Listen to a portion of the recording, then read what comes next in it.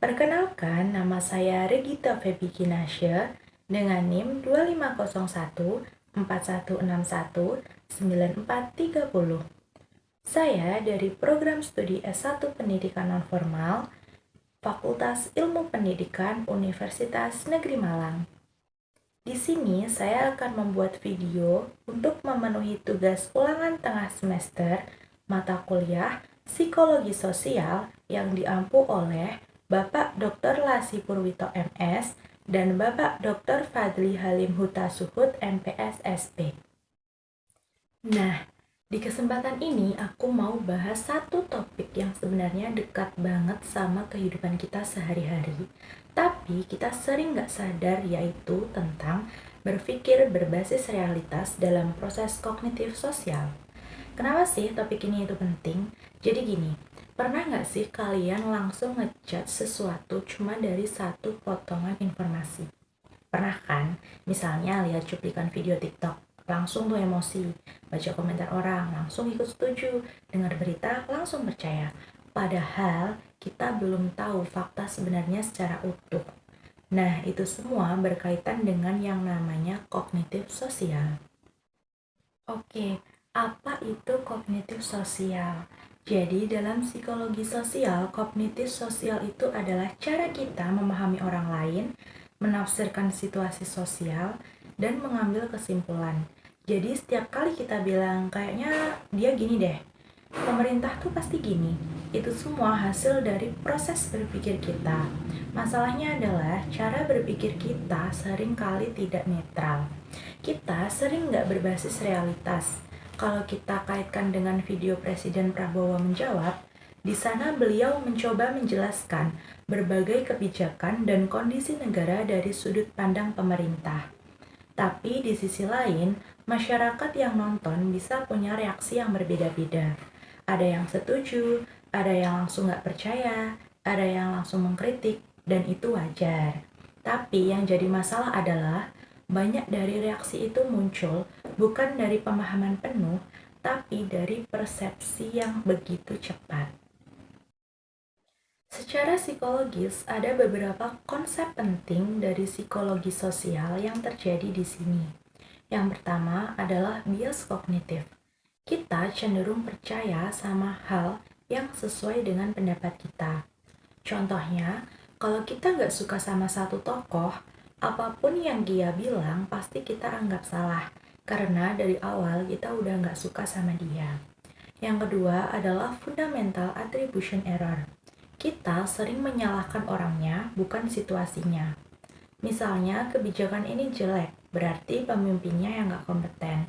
Padahal bisa jadi ada faktor ekonomi global, tekanan internasional, atau keterbatasan anggaran. Yang ketiga adalah framing effect.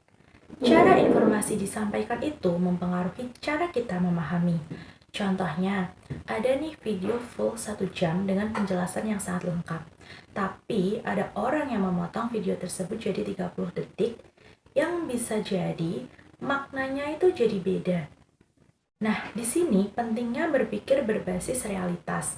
Berpikir berbasis realitas itu artinya kita nggak langsung bereaksi. Kita cari dulu fakta lengkapnya, kita pahami konteksnya, kita nggak cuma ikut-ikutan beropini. Sederhananya, jangan langsung percaya, tapi juga jangan langsung menolak. Di sini saya ada satu contoh sederhana. Misalnya, ada peserta pelatihan yang kelihatannya pasif.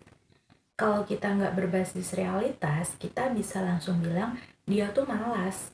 Tapi kalau kita pakai pendekatan realitas, bisa jadi dia itu malu, bisa jadi dia belum paham, bisa jadi dia lagi ada masalah. Nah, beda cara berpikir, beda juga cara kita memperlakukan orang lain. Apa sih peran kita sebagai fasilitator pendidikan nonformal? Sebagai fasilitator, kita bukan cuma mengajar, tetapi juga membentuk cara berpikir masyarakat. Di era sekarang, informasi cepat banget nyebar. Hoax ada di mana-mana, dan orang gampang terprovokasi. Jadi, kita punya tanggung jawab yang besar. Apa yang bisa kita lakukan? Yang pertama adalah melatih berpikir kritis. Ajak peserta untuk bertanya, ini fakta atau opini ya? Sumbernya jelas nggak sih? Ada sudut pandang lain nggak ya? Yang kedua, jangan menghakimi begitu cepat. Sebagai fasilitator, kita harus jadi contoh. Jangan langsung memberi label, menyimpulkan, atau membandingkan. Yang ketiga, gunakan kasus nyata. Video Presiden Prabowo menjawab bisa kita jadikan bahan diskusi. Misalnya, kita tanya ke peserta, menurut kalian ini tuh fakta atau opini? Apa yang mungkin belum kita ketahui? Dan cara yang keempat adalah bangun empati. Ajak peserta untuk melihat dari sudut pandang orang lain, karena realitas itu tidak selalu sederhana. Dan cara yang terakhir adalah menciptakan lingkungan belajar yang terbuka. Lingkungan yang aman akan membuat peserta lebih jujur dan terbuka, sehingga realitas yang ada bisa lebih mudah dipahami. Dampaknya kalau kita nggak berbasis realitas itu sangat besar loh. Kita jadi gampang salah paham, mudah terpecah, dan gampang terprovokasi. Bahkan bisa menyebabkan konflik sosial. Sebaliknya, kalau kita berbasis realitas, kita jadi lebih bijak, lebih tenang, dan lebih objektif. Jika kita menerapkan cara berpikir ini, ada beberapa manfaat yang bisa kita rasakan.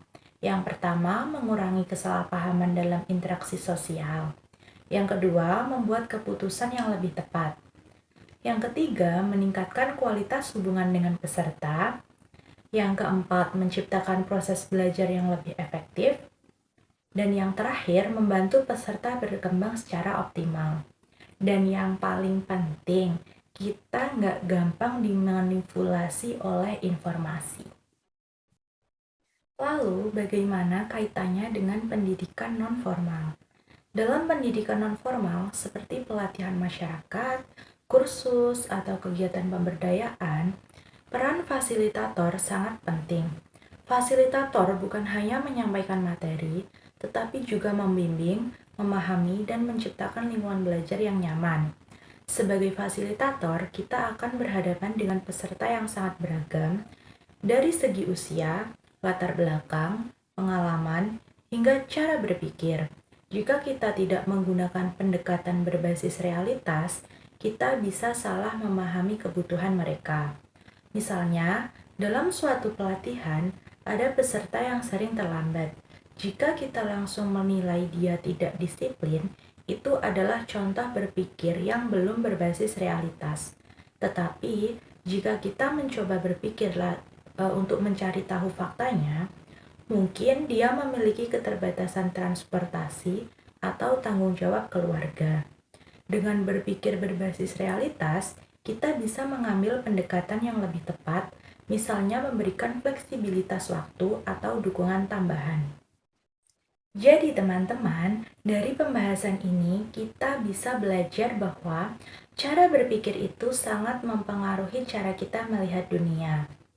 Melalui contoh video Presiden Prabowo menjawab, kita bisa melihat bahwa realitas itu kompleks, informasi bisa ditafsirkan berbeda-beda, dan kita harus lebih hati-hati dalam menyimpulkan sesuatu. Sebagai penutup, berpikir berbasis realitas dalam proses kognitif sosial adalah kemampuan yang sangat penting, terutama bagi kita sebagai fasilitator pendidikan nonformal. Dengan berpikir secara objektif berdasarkan fakta dan memahami kondisi nyata peserta, kita bisa menciptakan proses pembelajaran yang lebih efektif, adil, dan bermakna. Jadi, mari kita mulai membiasakan diri untuk tidak langsung menilai tetapi memahami. Tidak hanya melihat permukaan tetapi menggali realitas yang sebenarnya. Terakhir, aku mau kasih satu pesan sederhana. Jangan langsung menilai sebelum benar-benar memahami. Terima kasih ya sudah menonton.